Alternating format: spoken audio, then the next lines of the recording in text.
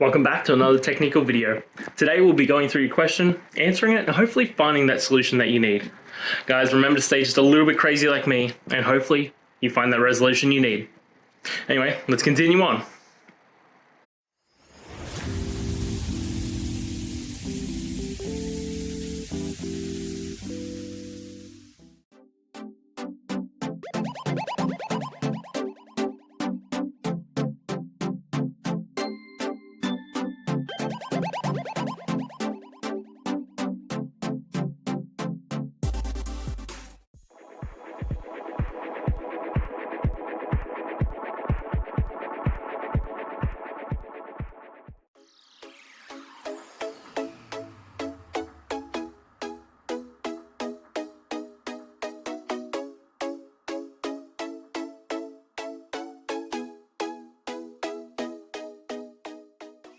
And that's it, guys. I hope this video helped get you that answer that you're looking for.